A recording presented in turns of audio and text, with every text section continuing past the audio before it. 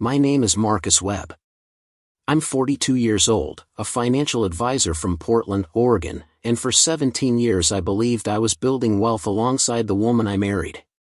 We had investment portfolios, retirement accounts, a carefully planned future that looked solid on every spreadsheet I'd ever reviewed. Then one Tuesday afternoon in a lawyer's conference room, my wife Angela looked across the polished mahogany table and said with absolute confidence, "I'm taking half your retirement." She smiled when she said it. Like she'd already won. Like the numbers were settled and all that remained was my signature on the dotted line. That's when I leaned back in my chair, looked at my attorney, and said 3 words that changed everything. "Bring the accountant." Before we jump back in, tell us where you're tuning in from, and if this story touches you, make sure you're subscribed, because tomorrow I've saved something extra special for you. I grew up in Beaverton, a suburb west of Portland where the rain falls steady and the Douglas firs stand tall enough to make you feel small. My father ran a small accounting firm, the kind where clients became family and tax season meant late nights at the kitchen table with coffee that had gone cold hours ago. He taught me early that numbers don't lie, that every dollar has a story, and that integrity in financial matters is the backbone of everything else in life.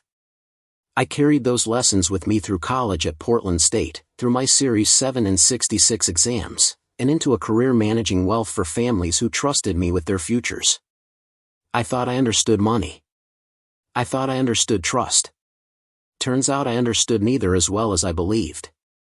Angela Hartman walked into my life during a rainy October evening at a charity fundraiser in downtown Portland. She worked in pharmaceutical sales, sharp as a blade, confident in every room she entered. She wore a navy dress that night, her dark hair pulled back, and when she laughed it filled the space around her like warmth cutting through the cold. We talked about travel, about the places we'd been and the places we wanted to go. She'd spent time in Barcelona and Prague. I'd backpacked through Southeast Asia after college. By the end of the night, I had her number, and by the end of the month, we were inseparable. Our courtship was fast, intense, the kind of whirlwind that feels like fate when you're living inside it. 6 months later, I proposed on the Oregon coast near Cannon Beach, the waves crashing against Haystack Rock while the sun dipped below the horizon in shades of copper and gold. She said yes before I'd even finished the question. We married that spring in a small ceremony at a vineyard in Willamette Valley, surrounded by friends, family, and the promise of a future we'd build together. I thought we were partners. I thought we were building something unshakable. The early years felt like everything a marriage should be. We bought a craftsman-style house in the Selwood neighborhood, the kind with original hardwood floors and a front porch perfect for summer evenings. Angela's career climbed steadily. My client base expanded. We talked about money the way couples should, openly, strategically, planning vacations to Costa Rica and Italy, contributing to retirement accounts, mapping out a timeline that included financial independence by our mid-50s. Every year, I'd sit down with our portfolio, review the growth, adjust the allocations, and feel a quiet pride in what we were accomplishing together. We weren't rich, but we were disciplined. We weren't reckless, but we weren't afraid to enjoy life either. I thought that balance was our strength. Angela always handled her own accounts. She was independent that way, insistent even. She had her 401k through the pharmaceutical company, her personal checking, her credit cards. I never questioned it. In fact, I respected it. She was capable, educated, and we were both professionals. Why wouldn't she manage her own finances? We kept a joint account for household expenses, mortgage, utilities, groceries, but beyond that, our money lived in separate worlds. I saw it as healthy boundaries. Looking back, I realized those boundaries became walls I never thought to look behind. By our 10th anniversary, we were comfortable. Maybe too comfortable. The house was paid down significantly. My practice was thriving. Angela had been promoted twice, traveling more frequently for conferences and sales meetings. Seattle, San Francisco, sometimes as far as Chicago or Boston. She'd send photos from hotel lounges, texts about delayed flights, complaints about bland conference food. I believed every word.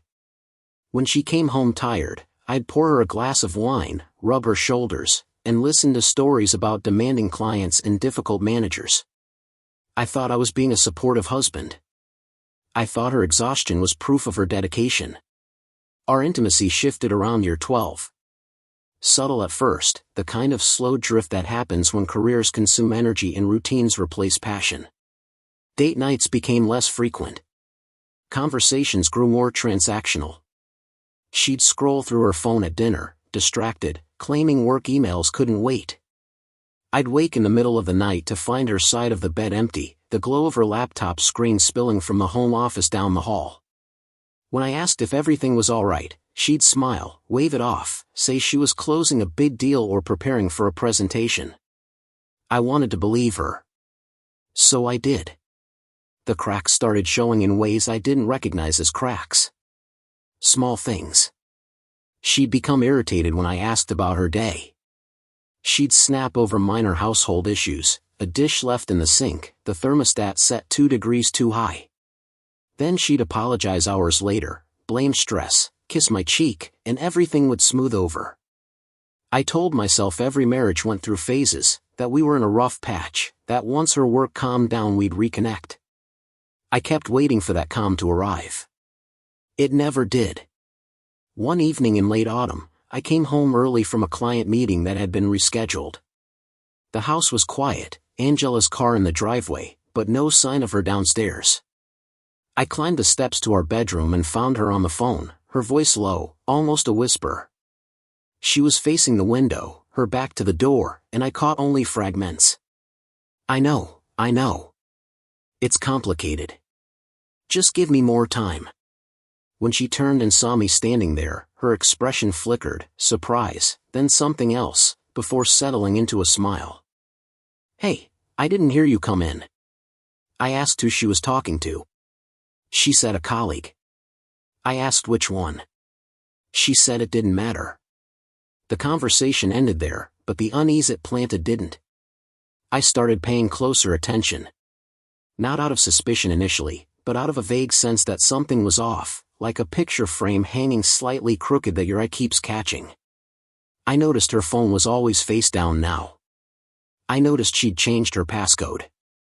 I noticed the credit card statements she used to leave on the kitchen counter were now paperless, tucked away in an email account I didn't have access to. When I suggested we sit down and review our finances together, something we used to do annually, she brushed it off. We're both doing fine, Marcus. Let's not overcomplicate things. But finances were my profession. Overcomplicating things was impossible when you understood them. Her resistance made no sense. Then the travel increased. Conferences in cities I'd never heard her mention before. Weekend training sessions that stretched into Monday mornings. I'd ask for details, not to interrogate, but because I was genuinely interested. She'd give vague answers, mention a hotel name, describe a presentation she had to give, but nothing concrete, nothing that felt real. I started Googling the conferences she mentioned. Half of them didn't exist. The hotels she named weren't hosting any pharmaceutical events those weekends. The discrepancies piled up quietly in the back of my mind, each one small enough to dismiss alone, but together they formed a pattern I couldn't ignore. One night, I did something I'd never done before. I waited until Angela fell asleep, then I carefully took her phone from the nightstand, my heart pounding like I was committing a crime. I knew her old passcode, the one she'd used for years. I tried it. It didn't work. I tried her birthday. Nothing. I tried our anniversary. Still locked. I set the phone back down, my hand shaking slightly, and lay awake staring at the ceiling. Why would she change it? What was she hiding? The questions circled like vultures. The next morning over coffee, I asked directly. Angela, is there something going on I should know about? She looked up from her tablet, confusion crossing her face. What do you mean? I hesitated, then pushed forward. You've been distant. You're gone more. You changed your phone passcode. I feel like you're keeping me at arm's length. Her expression hardened. Marcus, you're being paranoid. I'm working. That's it. Preparing and narrating this story took us a lot of time, so if you are enjoying it, subscribe to our channel, it means a lot to us. Now back to the story. If you can't handle me being successful, that's your issue, not mine. The accusation stung. I wasn't threatened by her success. I'd celebrated every promotion, every bonus. But she'd turned my concern into an attack, and suddenly I was the one apologizing, reassuring her I was proud of her, backpedaling into silence. Months passed in a strange limbo. We existed in the same house, shared the same bed, but lived separate lives. She'd be on her laptop until midnight. I'd wake early to prepare client portfolios. We'd pass each other in the hallway with polite nods, like roommates rather than spouses. I tried to initiate conversations about us, about where we were headed, but she'd deflect, say she was too tired, promise we'd talk later. Later never came. Then one Friday in March, everything shattered. I arrived home to find Angela seated at the dining room table, papers spread in front of her, her posture stiff and formal. She looked up as I entered, her expression unreadable. "We need to talk." The 4 words every spouse dreads. I set my briefcase down, my chest tightening. "Okay. About what?" She slid a document across the table toward me. "I want a divorce." The room tilted. I stood frozen, staring at the papers, the words blurring together. Petition for dissolution of marriage. Her name. My name. Irreconcilable differences. I looked up at her, searching her face for something, regret, hesitation, anything human. She was stone. "Why?" My voice came out smaller than I intended. She sighed, as if the question was exhausting. "We've grown apart, Marcus. We want different things. It's nobody's fault. It just is." The clinical tone, the rehearsed delivery, it all felt like a script she'd practiced. I asked if there was someone else. She didn't answer right away, and in that pause, I knew. "Does it matter?" she finally said. "This marriage is over either way." I didn't sleep that night. I sat in my home office, the one I'd built with custom shelves for my finance books, the one where I'd counseled dozens of clients through their own financial crises, and I felt like a fraud. How had I missed this? How had I let my own marriage crumble while I was busy managing everyone else's wealth? The humiliation was suffocating. But beneath it, something else stirred. Anger. Not the loud, destructive kind, but the cold, calculated kind. The kind my father would have recognized. If Angela wanted to end this marriage, fine. But if she thought she was going to walk away with half of everything I'd built, she had severely underestimated who she was dealing with. The next morning, I called an attorney. Not just any attorney, but Rebecca Choi, one of the best family law practitioners in Portland, known for her precision and her refusal to settle for anything less than what her clients deserved. I walked into her office on a Monday morning, the divorce papers in a manila folder, and laid out everything. The sudden request for divorce. Angela's increasing secrecy. The travel that didn't add up. The financial independence she'd insisted on for years. Rebecca listened without interruption, taking notes in sharp, efficient strokes. When I finished, she leaned back in her chair and asked one question. "Do you have access to her financial records?" I shook my head. She nodded slowly. "Then we're going to need a forensic accountant." I'd heard of forensic accountants before, professionals who specialize in digging through financial records to uncover hidden assets, unreported income, fraud. They're the people you call when you suspect someone is lying about money. But I'd never imagined needing one in my own life. Rebecca explained that in a divorce, full financial disclosure is required. Both parties must reveal all assets, debts, income, and accounts.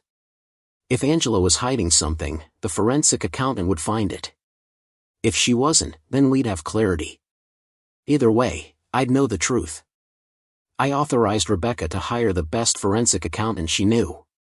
His name was David Nguyen, a former IRS investigator turned private consultant with a reputation for finding money people thought they'd buried. The divorce process moved forward like a slow-motion car crash. Angela filed the petition. I responded through Rebecca. We began the mandatory mediation sessions, sitting across from each other in a bland conference room with neutral-colored walls and uncomfortable chairs, a mediator between us trying to facilitate civil conversation.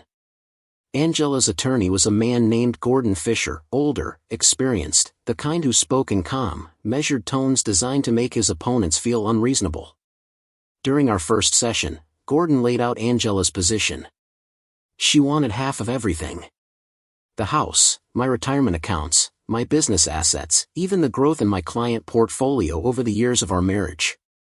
The numbers he presented were staggering. I sat there listening, my face neutral, but inside I was calculating. If Angela got what she was asking for, she'd walk away with nearly $800,000. My entire retirement, gone. The business I'd built from nothing, cut in half. The house we'd paid down together, sold and split. I'd be starting over at 42 with nothing to show for 17 years of marriage and decades of disciplined saving. Gordon smiled across the table, confident.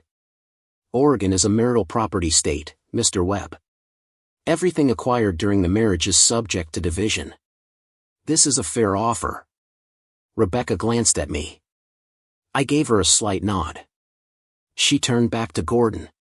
We'll need full financial disclosure from your client before we discuss any division of assets. Gordon's smile tightened. Of course.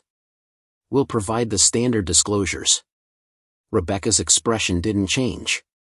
Standard isn't going to be sufficient. We want complete records.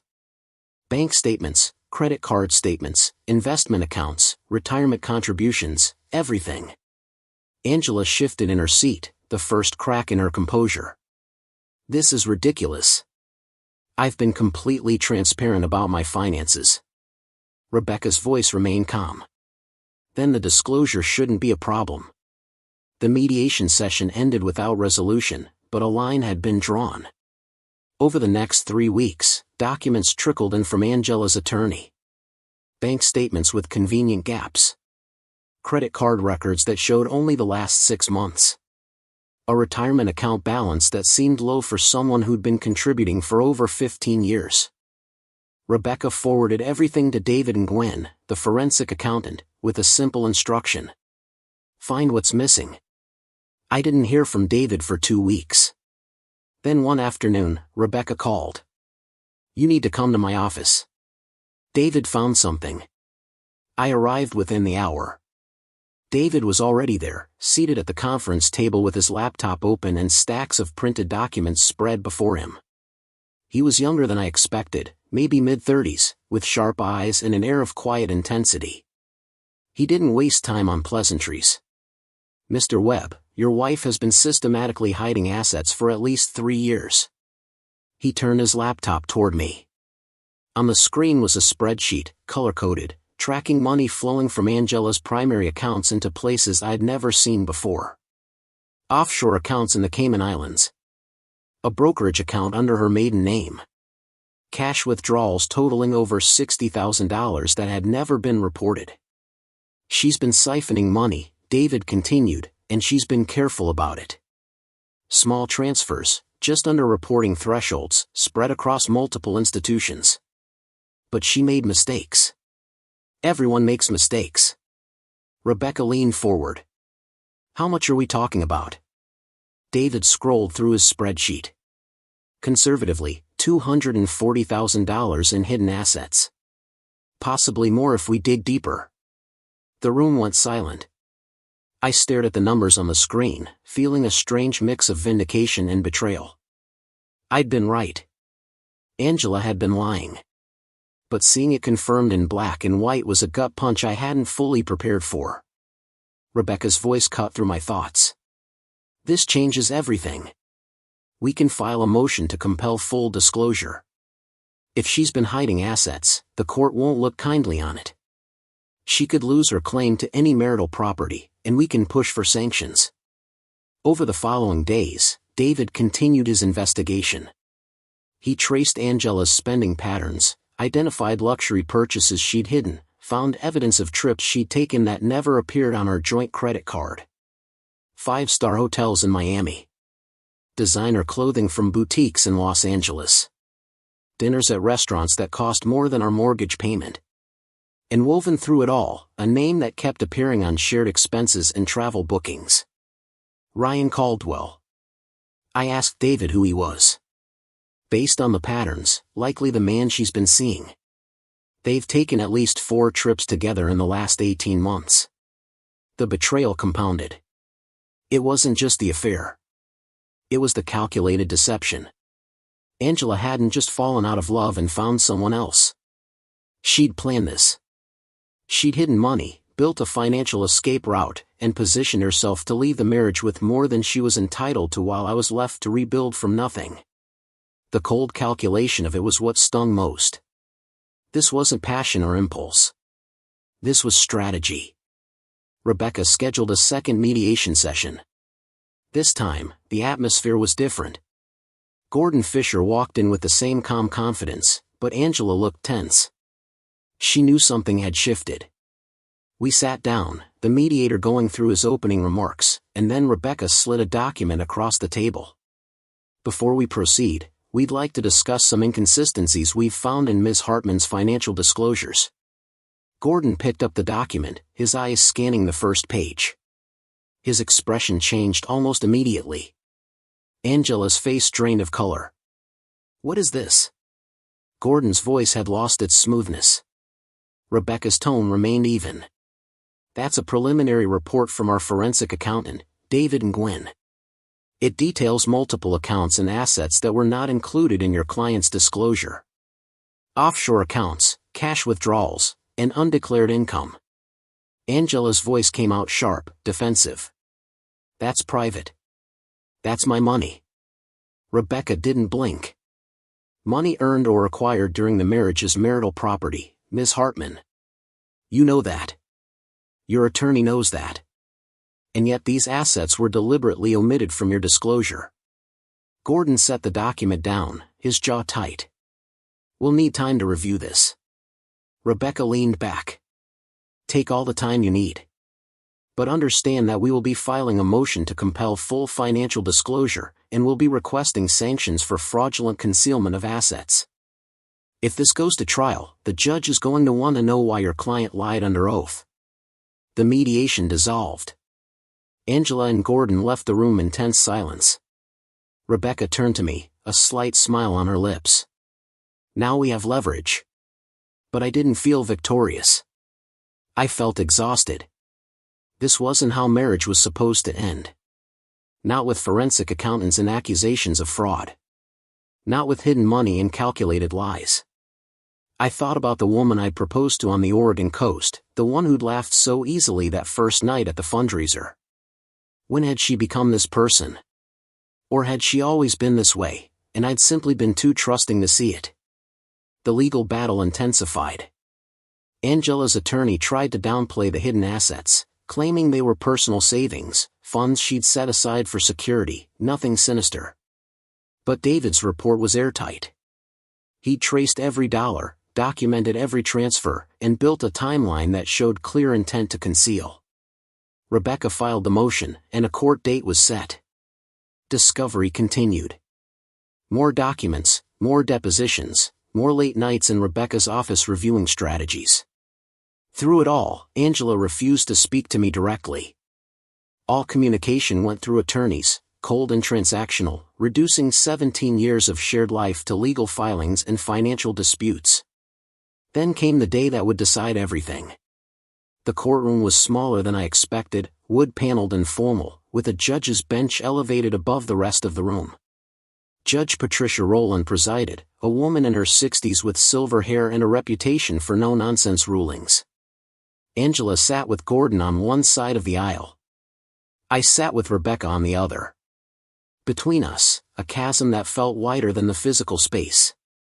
The hearing began with opening statements.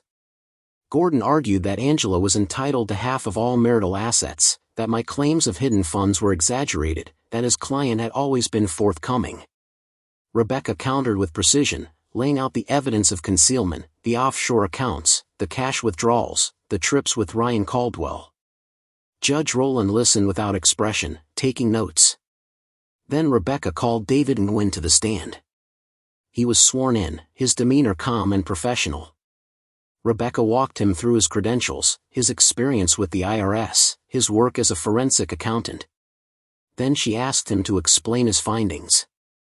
David opened his laptop, pulled up the spreadsheet, and methodically walked the court through Angela's financial deception.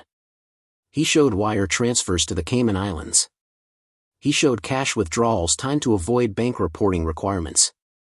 He showed credit card statements for purchases Angela had sworn she never made. With each revelation, Gordon's objections grew more desperate, and Angela's face grew paler. Rebecca's final question was delivered with surgical precision. Mr. Nguyen, in your professional opinion, were these assets deliberately concealed from Mr. Webb and from this court? David didn't hesitate. Yes. The pattern of behavior, the timing, the amounts, all indicate intentional concealment with the goal of reducing the marital estate subject to division. Judge Rowland leaned forward. Mr. Fisher, does your client wish to respond to these allegations? Gordon conferred with Angela in whispers. She shook her head. Gordon stood. No further testimony, Your Honor. Judge Rowland set her pen down. I've reviewed the evidence presented, and I find the testimony of Mr. Nguyen credible and compelling. Ms. Hartman deliberately concealed assets in violation of her disclosure obligations. This court does not take such actions lightly. She turned to Angela. Ms. Hartman, you entered this proceeding requesting half of the marital estate. Instead, due to your fraudulent concealment, I am awarding you nothing from Mr. Webb's retirement accounts, nothing from his business assets, and I am ordering you to return all funds improperly withdrawn from joint accounts. Furthermore, you will be responsible for Mr. Webb's legal fees, including the costs of the forensic accounting investigation. The gavel came down. The sound echoed through the courtroom. Angela sat frozen, her face a mask of disbelief. Gordon gathered his papers in tight silence. I felt Rebecca's hand on my shoulder, steady and reassuring. It was over. Not just the marriage, but the battle. I'd walked into that courtroom expecting to lose half of everything. Instead, I walked out with it all intact. Outside the courthouse, the rain had started again, that familiar Portland drizzle that feels like a constant companion. Rebecca shook my hand. You did the right thing, Marcus. You trusted the process, and you trusted the truth. I thanked her, but the victory felt hollow. Yes, I'd protected my assets. Yes, Angela had been exposed. But 17 years of my life had been built on lies, and no court ruling could give me back the time I'd lost or the trust I'd invested. In the weeks that followed, I began the process of rebuilding. I changed the locks on the house. I closed the joint accounts. I updated my estate plan, removing Angela's name from everything.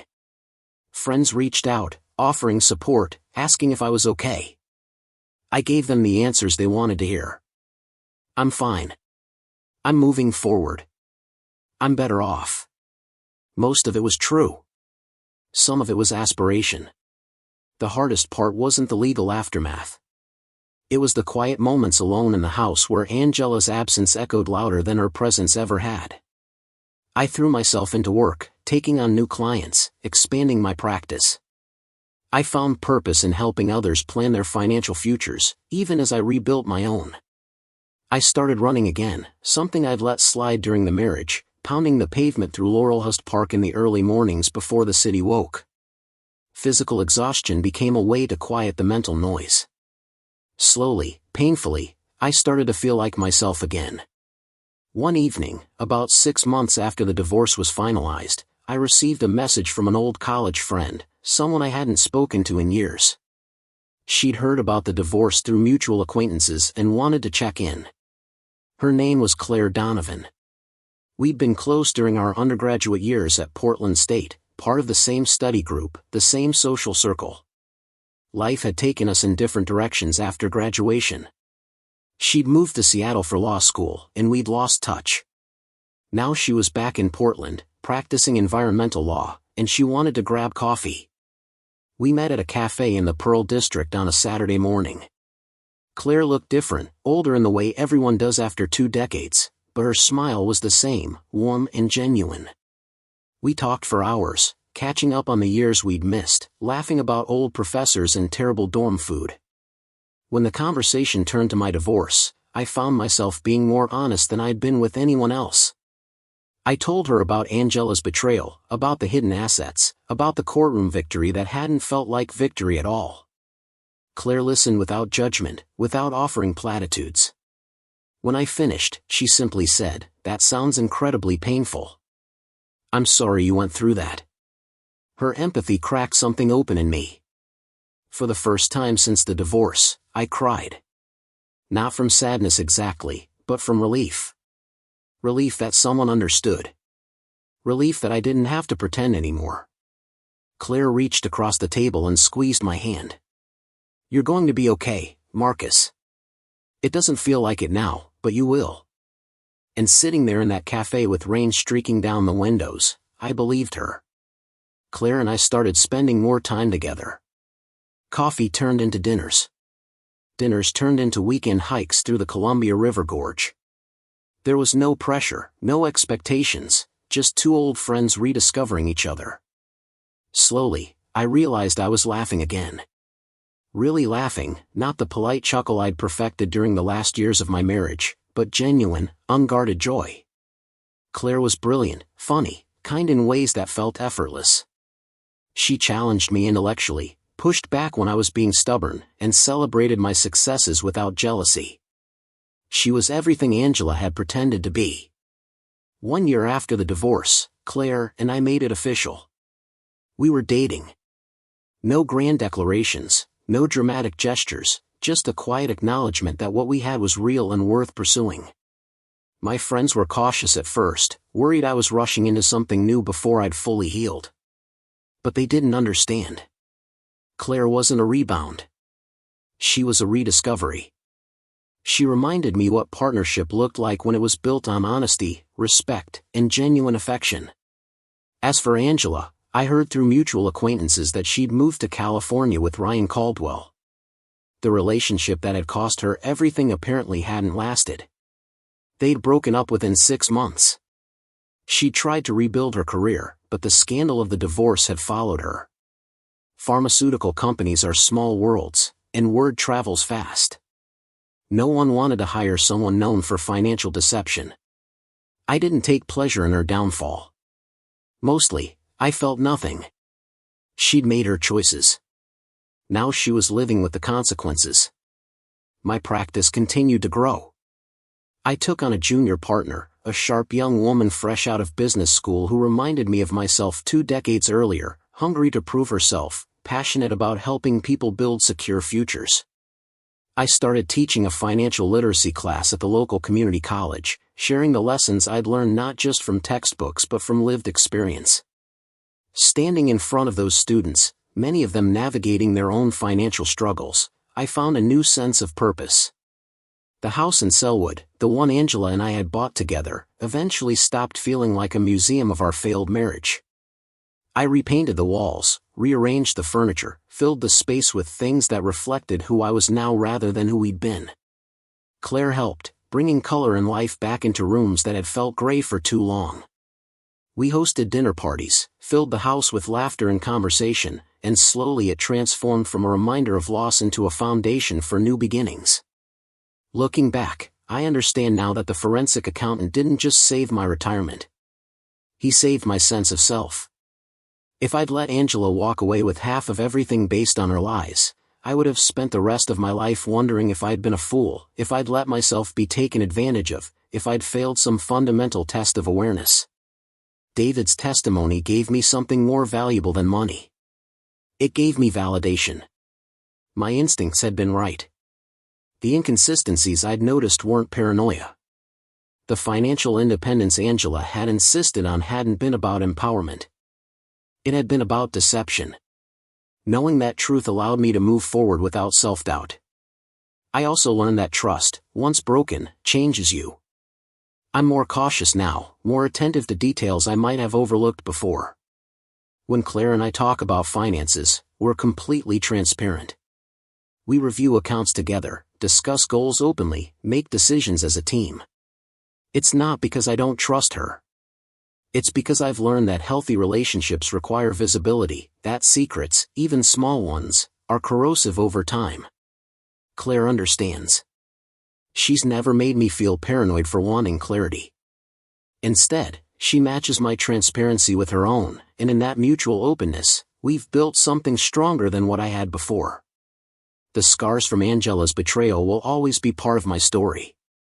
They've shaped how I approach relationships, how I counsel clients, how I think about risk and security. But scars are also proof of healing. They mark where you were wounded and where you survived. I survived. More than that, I rebuilt. Not just my finances, but my life, my capacity for trust, my belief that partnership could be genuine rather than transactional. So when people ask me now how I protected my retirement in the divorce, I tell them the truth. I didn't do it alone. I had a smart attorney who knew when to call on an expert. I had a forensic accountant who understood that numbers tell stories, and sometimes those stories reveal the lies people would rather keep hidden. And I had the courage to ask questions when things didn't add up, to trust my instincts even when I was being told I was wrong. Those three things, legal expertise, financial investigation, and personal resolve, made all the difference.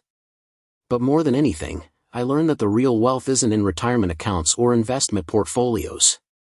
It's in relationships built on honesty, in knowing yourself well enough to recognize when something's wrong, and in having the strength to walk away from what's broken rather than trying to fix what was never whole to begin with. Angela wanted to take half my retirement. What she didn't realize was that by trying, she revealed her true character, and in doing so, she gave me something far more valuable. She gave me clarity. And clarity, I've learned, is the most profitable investment of all. Now, 2 years removed from that courtroom, I sit in my home office reviewing portfolios for clients who trust me with their futures, and I'm grateful. Grateful for Claire, who showed me what partnership looks like when it's real. Grateful for David, whose meticulous work saved me from financial ruin. Grateful for Rebecca, who fought for me when I was too exhausted to fight for myself. And strangely, even grateful for Angela, because her betrayal taught me lessons I needed to learn, painful as they were. The rain continues to fall outside my window, steady and familiar, and inside this house that once held so much pain, there's warmth now. There's laughter. There's a future I'm excited to build. Not because I won in court, but because I chose to rebuild when everything fell apart. And that choice, more than any judge's ruling, is what defines me now. The discovery process had revealed more than I'd anticipated. David and Gwen didn't just find hidden bank accounts and offshore transfers. He uncovered a pattern of financial behavior that stretched back years, predating even my earliest suspicions. Angela hadn't suddenly decided to deceive me. She'd been building this infrastructure carefully, methodically, like someone planning an exit strategy long before announcing their departure. The realization hit me harder than the affair itself. How long had she been planning to leave? How many nights had I kissed her goodnight while she was mentally calculating her escape fund? David's investigation revealed a secondary checking account Angela had opened in her maiden name 3 years into our marriage. Small deposits at first, 100 here, 200 there, amounts too small to trigger any reporting requirements or raise red flags. Over 14 years, those deposits had accumulated into nearly $80,000. When I asked David how she'd funded it without me noticing, he showed me the pattern. Bonuses she'd claimed were smaller than they actually were. Reimbursement checks from work she'd deposited separately. Birthday money from her parents that never made it to our joint account. Tax refunds she'd insisted on filing separately for. Death by 1,000 cuts, each one invisible on its own, devastating in aggregate. Rebecca filed a supplemental motion detailing these findings. The secondary account alone was enough to establish a pattern of deception, but combined with the offshore accounts and the cash withdrawals, it painted a picture of someone who'd spent over a decade systematically preparing to betray her husband. Judge Rowland's reaction during the hearing had been restrained but clear. She'd seen cases like this before, spouses who treated marriage like a business transaction, who accumulated marital assets while secretly building their own separate empire. The law had remedies for such behavior, and she intended to use them. Gordon Fisher tried to argue that Angela had a right to financial independence, that keeping separate accounts wasn't inherently deceptive. Rebecca dismantled the argument with precision. Financial independence meant maintaining your own credit, having your own retirement account, managing your own career earnings transparently. It didn't mean hiding money in accounts your spouse didn't know existed. It didn't mean lying about income. It didn't mean creating offshore entities to shelter assets from marital division. The judge agreed. Angela's behavior crossed the line from independence into fraud. The courtroom testimony had been clinical, focused on numbers and documentation, but behind those numbers were years of my life. Every dollar Angela had hidden represented a choice to deceive me. Every offshore transfer represented a moment when she decided our marriage was disposable. I kept thinking about the nights we'd sat together reviewing our household budget, planning vacations, discussing whether we could afford to remodel the kitchen. She participated in those conversations with apparent sincerity while simultaneously funneling money into accounts I'd never see. The duplicity was staggering. After the judge's ruling, Angela's demeanor changed. The confident woman who'd slid divorce papers across our dining room table was gone, replaced by someone who looked defeated and desperate. Through her attorney, she requested a private meeting, just the two of us, to discuss the settlement. Rebecca advised against it. Anything Angela wanted to say could be said through counsel. But part of me needed closure, needed to hear from her own mouth why she'd done this. Against my attorney's recommendation, I agreed to meet. We sat in a coffee shop in Northwest Portland, neutral territory, public enough to feel safe but quiet enough to have a real conversation. Angela looked smaller than I remembered, her face drawn, dark circles under her eyes. She ordered a latte she didn't drink. I ordered nothing. The silence between us felt heavy, weighted with everything unsaid over the past year. Finally, she spoke. Her voice was barely above a whisper. I never meant for it to go this far. I didn't respond. She continued, words tumbling out like she'd been holding them back for months. I was scared, Marcus. Scared of being dependent. Scared of what would happen if we divorced and I had nothing. I let her talk, watching her hands fidget with the coffee cup, her eyes darting everywhere except toward me.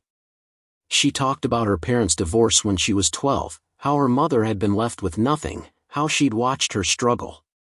She talked about wanting security, about feeling like she needed a safety net even in a happy marriage. She claimed she'd never planned to use the hidden accounts, that they were just insurance in case things went wrong. The explanation might have been convincing if not for one detail. She'd already decided things had gone wrong. She'd already filed for divorce. She'd already tried to take half of my retirement while hiding her own assets. Her fear didn't justify her actions. It explained them, perhaps, but it didn't excuse them. When she finished, I spoke for the first time. My voice was calm, measured, empty of the anger I'd carried for months. You could have talked to me. At any point in 17 years, you could have said you were scared, that you needed reassurance, that you wanted us to have separate accounts for peace of mind. I would have understood. We could have structured our finances in a way that gave you security without deception. But you didn't trust me enough to be honest. You chose secrets instead. Angela's eyes filled with tears. I know. I know I messed up. Can we fix this? Can we start over? I shook my head slowly. There's nothing left to fix. You didn't just hide money, Angela. You hid yourself. I don't know who you are. I'm not sure I ever did. The meeting ended shortly after. Angela tried once more to plead her case, suggesting counseling, offering to return the hidden funds if we could reconcile. I declined. Some bridges, once burned, can't be rebuilt. The trust required for marriage isn't something you can restore with apologies and promises. It requires a foundation that had never existed between us, or if it had crumbled so long ago that neither of us remembered what it looked like. I walked out of that coffee shop knowing I'd never see her again, at least not in any meaningful way. The woman I'd married was either gone or had never been real to begin with. The financial settlement was finalized within weeks. Angela received nothing from my retirement accounts, nothing from my business, and was ordered to repay the funds she'd withdrawn from our joint accounts without authorization. She was also responsible for my legal fees, which totaled nearly $40,000. Judge Rowland's ruling was harsh but fair. Angela had come into the divorce demanding half of everything. She left with less than she'd brought in. Her hidden accounts were exposed, liquidated, and divided according to what she'd actually contributed versus what she'd concealed. In the end, she walked away with about $30,000 in her car. Everything else stayed with me. I didn't celebrate the victory. There was no champagne, no triumphant phone calls to friends. I simply closed the file, thanked Rebecca for her work, and returned to the business of living. The house felt different after the settlement. Lighter somehow, as if Angela's deception had been a physical weight pressing down on the walls. I started making changes. Small ones at first. New curtains in the living room. A different coffee maker in the kitchen. Rearranging furniture so the space felt less like a museum of our marriage and more like a home that belonged to me alone. Work became my anchor during those months. I'd wake early, before dawn, and dive into client portfolios, market research, financial projections. Numbers made sense in ways people didn't. They followed rules, responded to logic, revealed truth when you knew how to read them. My clients noticed the change in me. I was sharper, more focused, asking questions I'd never thought to ask before. How much did their spouse know about their finances? Did they have separate accounts? Were they confident their partner was being transparent? Some found the questions intrusive. Others appreciated them. More than one client admitted they'd never really looked at their spouse's financial behavior closely. I encouraged them to look. Trust was important, but verification was essential. One client in particular stands out from that period. Her name was Linda Morrison, a teacher in her late 50s approaching retirement. She came to my office concerned about her pension distribution and what it meant for her divorce proceedings. Her husband of 30 years wanted half of her pension, claiming he'd supported her career while building his own business. Linda seemed resigned to it, accepting that Oregon law entitled him to marital property. But something about her story didn't sit right.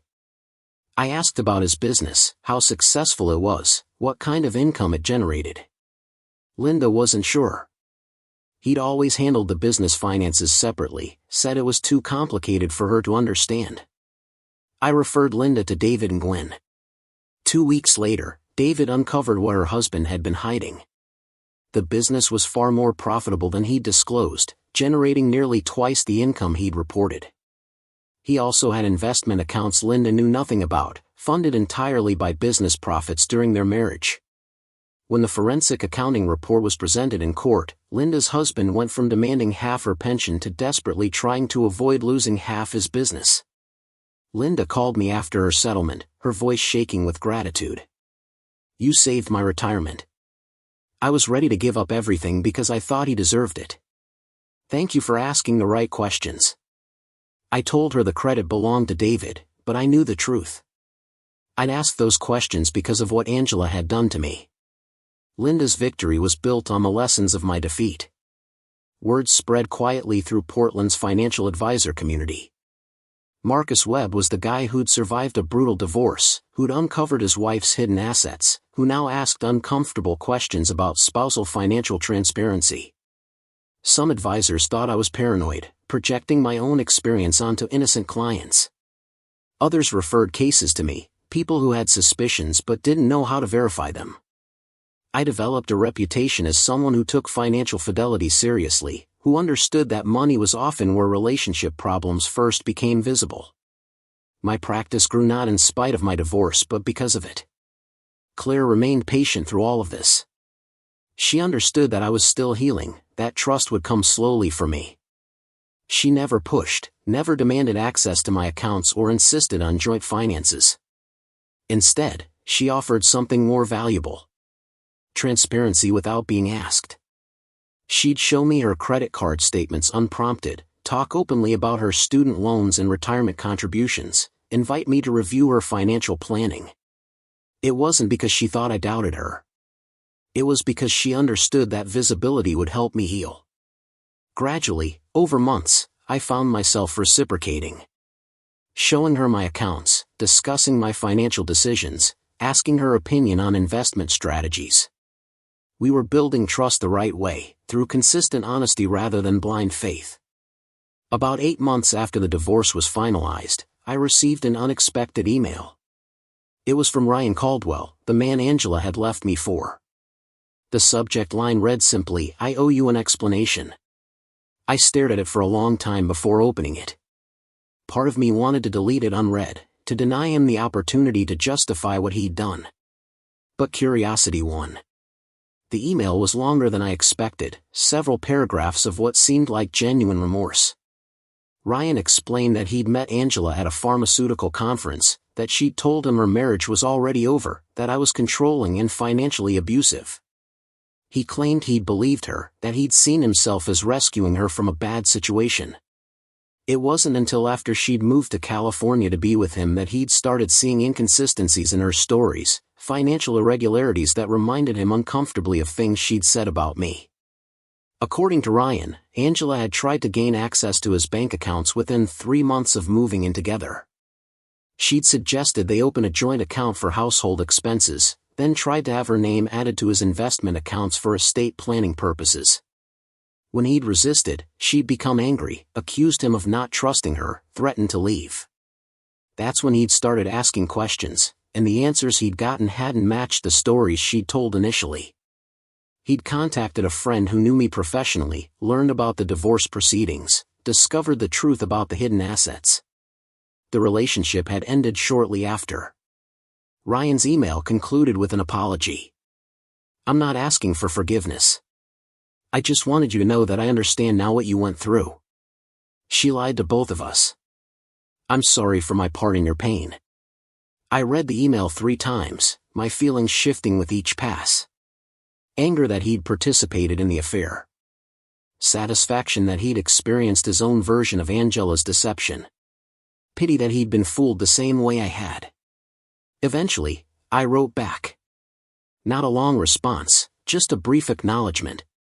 "Thank you for reaching out. I hope you've learned the same lesson I did. Trust people's actions, not their words. Financial behavior reveals character more clearly than anything else." He responded within hours, agreeing, thanking me for not being more hostile than he deserved. We never communicated again after that, but the exchange gave me something unexpected.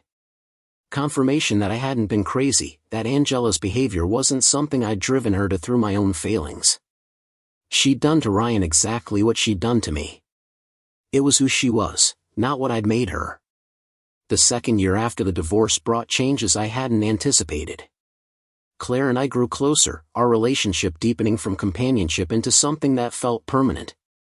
We talked about moving in together, combining our lives in ways that felt natural rather than forced. But first, we needed to have the conversation I'd been dreading. The money conversation. Not about who earned what or how we'd split expenses, but about how we'd structure our financial lives to protect both of us while building something together. I'd been burned badly by blind trust. Claire deserved security too, protection against the possibility that I might not be who she thought I was. We sat down one evening at her apartment, the city lights of Portland glowing through the windows, and laid out everything. Claire showed me her financial situation completely. Her student loan debt from law school, finally paid down to manageable levels. Her retirement account, modest but growing. Her savings, enough for emergencies but not extravagant.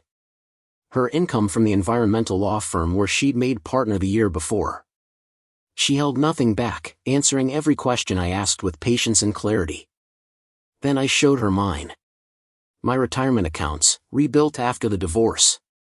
My business equity. The house in Selwood, now solely in my name. My investment portfolio, carefully balanced and growing steadily. The inheritance I'd received from my father's estate 2 years before his death, kept separate from marital property and thus protected during the divorce. Claire listened to all of it, asked smart questions about asset allocation and risk tolerance, then said something that changed everything for me. "Marcus, I don't want your money. I don't need your retirement accounts. I make good money. I'm secure. What I want is partnership. I want us to build our lives together without either of us feeling vulnerable or taken advantage of. So here's what I propose. We keep our assets separate. Completely separate. No joint accounts except for household expenses. We'll split costs proportionally based on our incomes. We'll each maintain our own retirement planning. And if we ever decide to get married, we'll have a prenuptial agreement that protects what each of us brings into the marriage while fairly dividing anything we build together. Does that work for you?" I stared at her, this woman who understood exactly what I needed to hear, who offered security without demanding sacrifice. "That works perfectly." We spent the next 2 hours drafting an outline of how we'd structure our finances, what we'd share and what we'd keep separate, how we'd handle major purchases and long-term planning. It wasn't romantic in the traditional sense, but it was intimate in a way that mattered more. We were building trust through transparency, creating a foundation that could actually support a lasting relationship. By the time we finished, I felt lighter than I had in years. Claire had given me what Angela never could. Honest partnership. Moving in together happened gradually over the following months. Claire kept her apartment initially, spending more and more time at my house until it became obvious her place was just expensive storage. We combined households carefully, making space for both of our things, both of our lives. The house that had once felt like a monument to failed marriage transformed into something new. Shared but not merged, together but not dependent. We hosted our first dinner party together that spring, friends from both our lives mixing easily in the renovated living room. Someone toasted to new beginnings. Claire squeezed my hand under the table. I realized I was happy. Genuinely, deeply happy in a way I hadn't been during my entire marriage to Angela. My practice continued evolving. I started specializing in divorce financial planning, helping clients navigate the complex intersection of emotional turmoil and financial reality. Many came to me after discovering their spouse had been hiding assets. Others came proactively, sensing something was wrong but unsure how to verify their suspicions. I'd walk them through the same process David had used with me. Bank statement analysis. Credit report review. Tax return examination. Looking for the gaps, the inconsistencies, the stories that didn't quite add up. More often than I wanted to believe, we found problems. Hidden accounts. Undisclosed debts. Secret credit cards. Offshore transfers. The methods varied but the pattern was consistent. When people planned to leave a marriage, many of them started by securing their financial exit strategy. I also started teaching financial literacy workshops specifically focused on marital finances. How to have healthy money conversations with your spouse. What financial transparency actually looks like. Warning signs that your partner might be hiding assets. How to protect yourself without destroying trust. The workshops filled up quickly, mostly women but a surprising number of men, all of them recognizing that financial deception could destroy a marriage as thoroughly as infidelity. Many attendees shared stories eerily similar to mine. Spouses who insisted on financial independence but took it too far. Partners who became defensive when asked about money. Marriages that looked stable until someone started asking questions. One workshop attendee approached me afterward, a man in his 50s named Robert Chen. He thanked me for the presentation, then said quietly, "I think my wife is hiding money. I've suspected for a while, but I kept telling myself I was being paranoid. After hearing your story, I realized my instincts were probably right." I gave him David Nguyen's contact information and Rebecca Choi's as well. 3 months later, Robert called to tell me he'd filed for divorce. The forensic accounting had revealed his wife had been siphoning money from their business for years, building a separate nest egg worth over $300,000. You saved me from making her richer in the divorce than she deserved to be. Thank you for teaching me to trust my gut." Stories like Robert's became common. I'd hear from former workshop attendees or clients who discovered deception, confronted their spouses, and ultimately decided to leave. Some felt relieved. Others felt devastated. All of them were grateful they'd learned the truth before signing away half of everything they'd worked for. I took no pleasure in the divorces my work helped precipitate, but I felt satisfaction knowing people were making informed decisions rather than being manipulated. Knowledge was power, especially in matters of money and marriage. Claire and I discussed marriage occasionally, but neither of us felt rushed. We were building something solid without needing a legal document to validate it. Still, practical considerations arose. Estate planning primarily. We wanted to be each other's beneficiaries, to have medical power of attorney, to ensure that if something happened to one of us the other would be protected. Our attorneys drew up documents that accomplished most of what marriage would have provided without the legal entanglement of shared property. We were committed without being bound, together without being trapped. It worked for us. Then one evening in late fall, almost 3 years after my divorce from Angela, Claire surprised me. We were cooking dinner together, something we did most nights, moving around the kitchen in comfortable rhythm. She turned from the stove, wooden spoon in hand, and said casually, "I think we should get married." I stopped chopping vegetables, surprised. I thought we'd decided we didn't need to. She smiled. "We don't need to. But I want to. Not because of taxes or legal benefits, but because I want to stand in front of our friends and family and say that I choose you, permanently, publicly. I want to be your wife, Marcus. If you'll have me." The proposal was so characteristically Claire.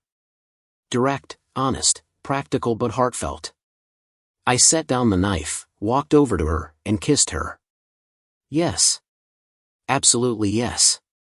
We got engaged that night with no ring, no fanfare, just a quiet decision made in the kitchen over half-cooked pasta. We'd do it right, though. Prenuptial agreement drafted carefully to protect both of us. A small ceremony focused on the commitment rather than the spectacle. A marriage built on the lessons I'd learned from the failure of my first one. Claire understood that I needed those protections, not because I didn't trust her, but because I'd learned that love without structure was vulnerable to collapse. The prenuptial agreement took 2 months to finalize. Claire's attorney represented her interests. Rebecca Choi represented mine. We were fair to each other, neither trying to gain advantage, both focused on creating a framework that would protect us individually while allowing us to build jointly. Everything we brought into the relationship stayed separate. Everything we built together would be shared equally. In the event of divorce, neither would have claim to the other's premarital assets or retirement accounts. It was clean, clear, and somehow more romantic than any traditional vow.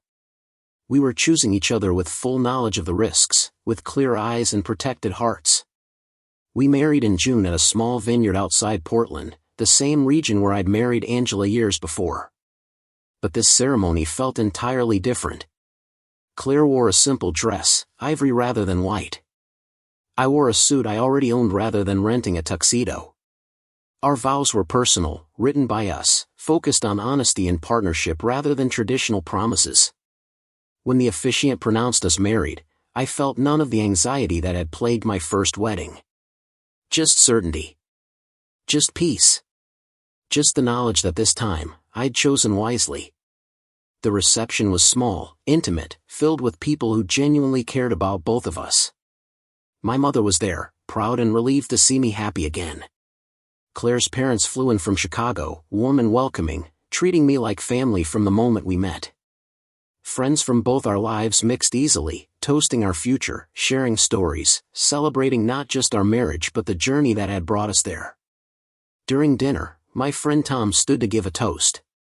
He kept it short, simply saying, "Marcus, you've been through hell and came out stronger. Claire, you helped him find his way back. To both of you, to honesty, to partnership, and to a future built on solid ground." Our honeymoon was 2 weeks in New Zealand, hiking through mountains and forests, exploring cities and coastlines, disconnecting from work and responsibility to simply be together. Claire and I talked about everything during those weeks. Our fears, our hopes, our plans for the future. She wanted to eventually start her own environmental law practice. I was considering expanding my financial advisory business, maybe bringing on additional partners. We discussed children, whether we wanted them, ultimately deciding we were content with just each other. We talked about growing old together, about what retirement might look like, about the life we were building one choice at a time. When we returned to Portland, married life settled into a comfortable rhythm. Work, home, friends, simple pleasures that felt profound because they were built on honesty. I'd learned that happiness wasn't about grand gestures or perfect circumstances. It was about finding someone who matched your values, who communicated openly, who chose you every day with full knowledge of who you were. Claire was that person for me. I hoped I was that person for her. Years passed. My practice thrived. Claire's career flourished. We traveled when we could, hosted dinners regularly, supported each other through challenges and celebrated each other's successes. The house in Selwood, once a reminder of betrayal, became filled with new memories, better ones, the kind that overwrite the past without erasing it entirely. I still thought about Angela occasionally, wondered where she'd ended up, whether she'd learned anything from the consequences of her choices. But those thoughts came rarely now, fleeting rather than consuming. What stayed with me wasn't the pain of betrayal but the lessons it taught. Trust must be built on transparency. Love without honesty is just performance. Financial deception is rarely about money, it's about power and control and fear. And most importantly, protecting yourself isn't the opposite of love. Sometimes it's the foundation that makes real love possible. Those lessons shaped how I approached my marriage to Claire, how I counseled clients, how I taught workshops. They became the core of who I was professionally and personally. Looking back now, I can see how the forensic accountant's testimony was the pivot point of my entire story. Before David and Gwen took the stand, I was drowning in uncertainty, vulnerable to Angela's claims, at risk of losing everything I'd built. After his testimony, the truth was undeniable. Angela's deception was exposed. My instincts were validated. The court saw clearly what I'd suspected but couldn't prove alone.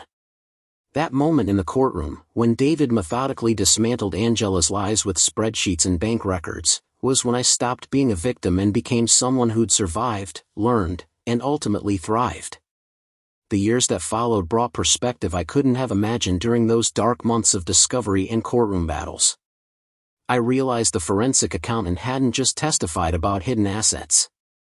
He'd testified about reality versus illusion, about what my marriage had actually been rather than what I'd believed it to be.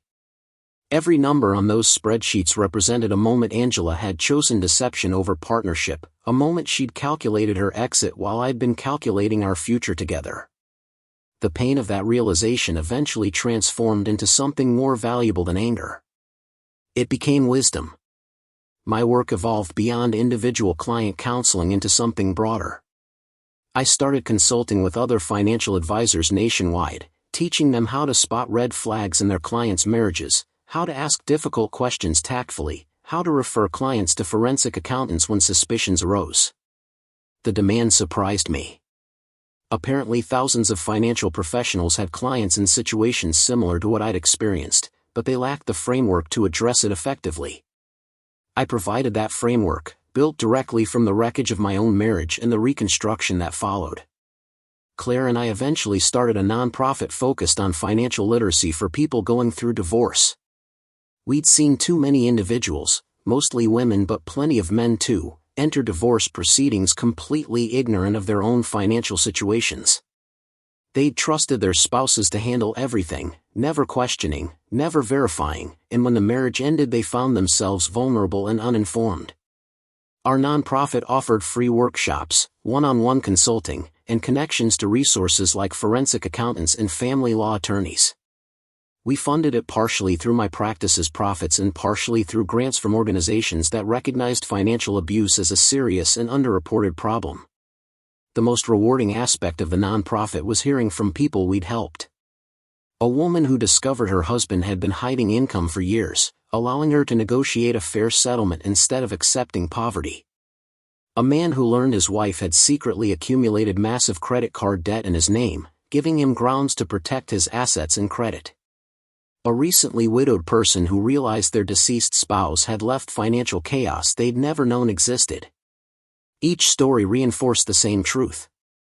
Financial transparency isn't optional in healthy relationships. It's foundational. I also reconciled with parts of my past I'd been avoiding. My relationship with my father, who'd died years before my divorce, took on new meaning. He tried to teach me about the intersection of money and character, about how financial behavior revealed truth more clearly than words ever could. At the time, I thought he was just being cynical, a product of his accounting background. Now I understood he'd been trying to prepare me for realities I'd have to learn the hard way. I wished I could thank him for those lessons, tell him I finally understood what he'd been trying to teach me.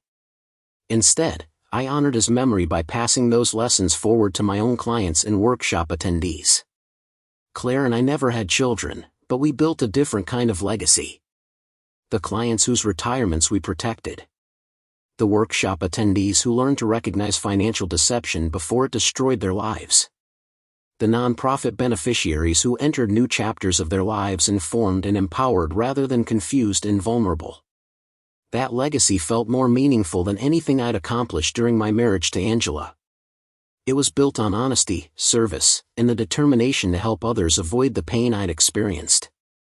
On quiet evenings, Claire and I would sit on our front porch watching Portland seasons change, Douglas firs swaying in the wind, rain falling steady and familiar. We'd talk about the day's work, about clients we'd helped, about challenges we'd faced, about plans for the future. Those conversations never felt mundane or routine.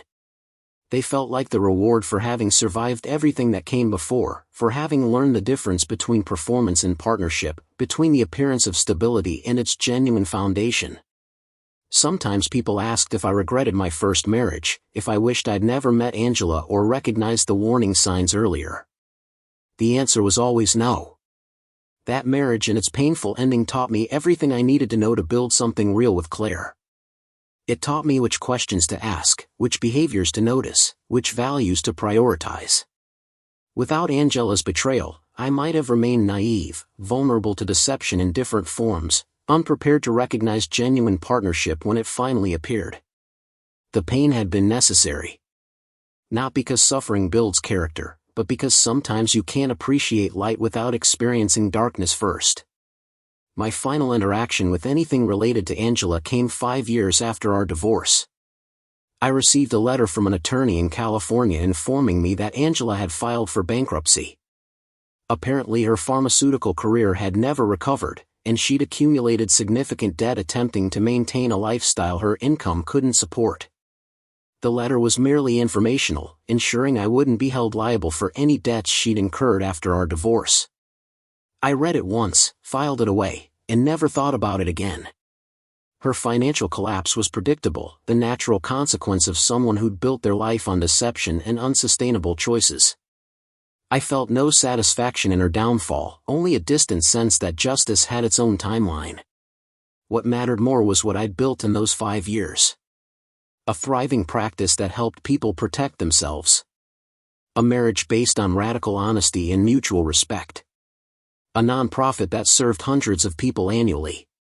Friendships deepened by shared values and genuine care. A life that felt authentic rather than performed, solid rather than hollow. When I looked at my retirement accounts now, I didn't just see numbers representing financial security. I saw proof that truth prevails, that protecting yourself isn't selfishness, that asking hard questions is an act of love for your future self. The forensic accountant's testimony had been a single moment in a courtroom years ago, but its ripples extended far beyond that day. It changed how I understood trust, how I practiced my profession, how I approached every relationship in my life. David and Gwen had given me more than evidence of Angela's deception. He'd given me permission to trust my instincts, validation that my suspicions weren't paranoia, proof that reality could be documented and defended even when everyone else insisted I was wrong. That gift was priceless. So when people ask how I protected my retirement in the divorce, I tell them the truth. I hired experts who knew how to find what was hidden. I trusted my instincts when things didn't add up. I refused to be gaslit into accepting a reality that contradicted the evidence. And most importantly, I learned that protecting yourself financially is protecting your future, your peace of mind, your ability to rebuild when everything falls apart. The forensic accountant testified for 3 hours in that courtroom. But his testimony echoes through every decision I've made since, every client I've counseled, every workshop I've taught. Some moments change everything. That was mine. Up next, you've got 2 more standout stories right on your screen. If this one hit the mark, you won't want to pass these up. Just click and check them out.